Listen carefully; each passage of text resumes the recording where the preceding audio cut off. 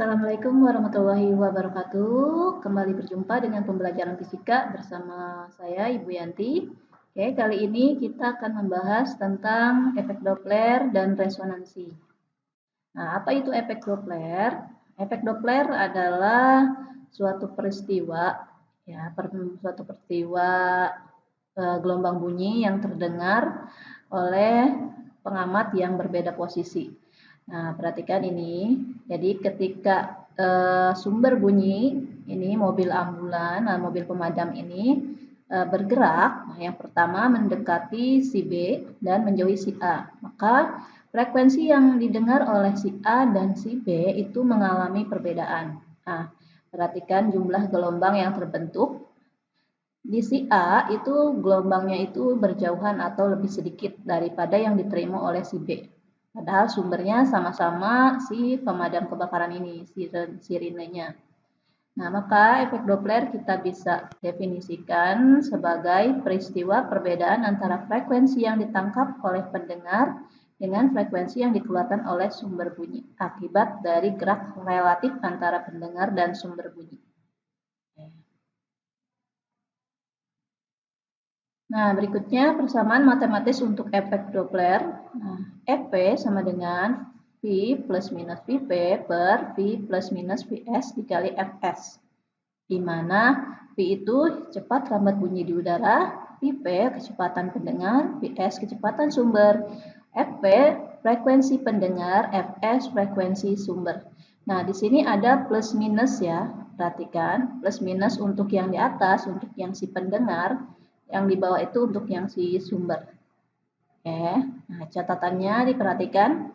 Untuk pendengar, dia akan plus jika pendengar mendekati sumber. Pendengar mendekati sumber bunyi. Nah, dia akan minus jika si pendengar ini menjauhi sumber bunyi. Untuk yang di bagian bawah, sumber bunyi plus atau minus itu kebalikan. Jadi kalau sumber plus itu menjauhi pendengar.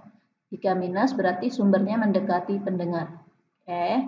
Jadi antara pendengar dan sumber itu berkebalikan. Plus untuk mendekati sumber, min untuk menjauhi sumber. Plus untuk menjauhi pendengar, min untuk mendekati pendengar. Lebih gampangnya kalian istilahkan seperti pahala dan setan ya. Jadi kalau pahala mendekati kalian, maka itu positif. Nah, tapi kalau pahalanya jauh dari kalian itu negatif. Nah, S itu sumber berarti setannya. Kalau setan menjauhi berarti positif, hidup kalian jauh dari setan ya. Oke, kalau setannya mendekati berarti kalian negatif nih. Oke.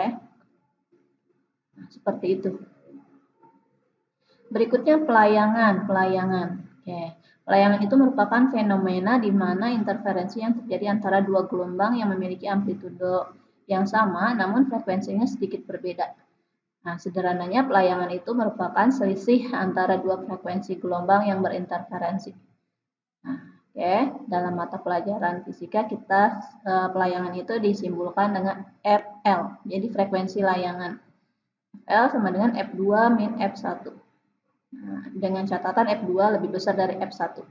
Jika F1 lebih besar dari F2, maka rumusnya tinggal dibalik F1 kurangi F2. Contoh, seorang polisi mengendarai sepeda motor ke barat dengan kecepatan 2 meter per second sambil membunyikan sirine dengan frekuensi 1020 Hz. Mobil ambulans sedang berhenti di depan polisi membunyikan sirine dengan frekuensi yang sama. Jika cepat lambat bunyi di udara 340, maka berapakah frekuensi pelayangan yang didengar oleh polisi tersebut? Nah, dari soal ini kita bisa tuliskan diketahuinya. Yang pertama adalah F1. F1 sebagai sumber. Sumbernya berfrekuensi 1020 Hz. Kemudian Vp, kecepatan si pendengar. Si pendengar itu bergerak, si pendengarnya polisi, dengan kecepatan 2 meter per second. Kemudian cepat lambat bunyi di udara 340 meter per second. Yang mau dicari atau ditanyakan adalah pelayangan yang didengar oleh polisi tersebut. Jadi si polisi ini membunyikan motornya dengan frekuensi 1020. Nah, di tempat lain ada ambulan yang frekuensinya sama-sama 1020. Tapi berarti untuk si motor polisi sendiri frekuensinya 1020. Sementara untuk yang ambulan yang akan terdengar polisi tentunya berbeda. Nah, kita cari dulu untuk frekuensi yang didengar dari sumber si ambulan. Ya. Kita gunakan V plus minus VP per V plus per Fs. Nah, kenapa ini tidak plus atau min Vs? Karena si sumbernya, si ambulannya sedang berhenti. Ya, sedang berhenti artinya yang bawahnya kita hilangkan V-nya. Sementara ini kenapa plus? Karena polisinya bergerak ke arah barat. Nah, di depan polisi itu ada ambulan, jadi dia mendekati ambulan. Jadi kita gunakan plus. Ya, masukkan angkanya 340 tambah 2 per 340. Nah, dikali 1020. Hasilnya adalah 1026. Maka pelayangan yang terjadi adalah F2 dikurangi F1. F2-nya 1026, F1-nya 1020. Jadi pelayangan yang didengar oleh polisi itu sebesar 6 Hz. Nah, selanjutnya resonansi. Ya, resonansi. Nah, perhatikan ini satu kotak resonansi digerakkan, dipukul, sehingga dia bergetar. Nah, kemudian kotak resonansi di sebelahnya itu ikut bergetar. Oke, buktinya apa? Buktinya ini bola bergerak akibat dari ini bergetarnya si resonansi ini, si tabung resonansi. Nah, jadi resonansi ini diartikan sebagai peristiwa ikut bergetarnya suatu benda akibat getaran yang dihasilkan oleh sumber bunyi.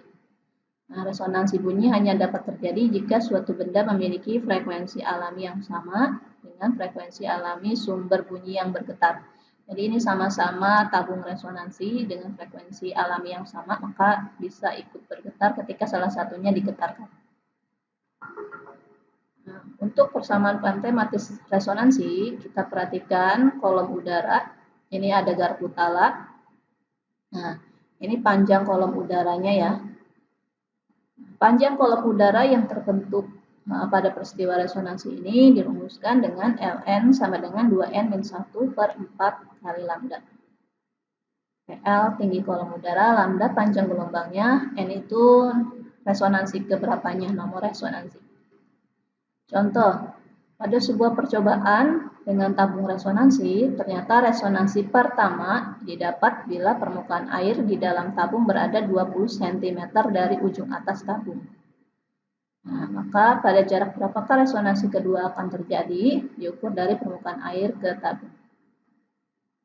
Jadi di sini diketahui L1-nya itu 20 cm. Untuk resonansi pertama N1. Nah, untuk resonansi selanjutnya, resonansi kedua, N2, nah berapakah L2-nya? Nah, kita mau mencari L2. Kita gunakan perbandingan L1 per L2, 2n-1 per 2n-1.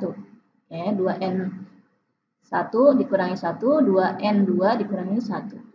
Oke, jadi dia sebanding ya. 20 per L2, 2 kali 1 dikurangi 1, 2 kali 2 dikurangi 1. Oke, jadi 20 per L2, 1 per 3. Kita kali silang, 1 dikali L2, 20 dikali 3. Ya, ini perkalian kita pindahkan menjadi pembagian.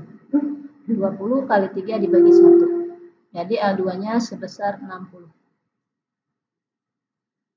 Oke, sampai di sini. Jika ada pertanyaan, silahkan WA. Untuk penugasan, silahkan dikerjakan, dikumpulkan di GCR-nya masing-masing ya. Oke, sekian. Assalamualaikum warahmatullahi wabarakatuh.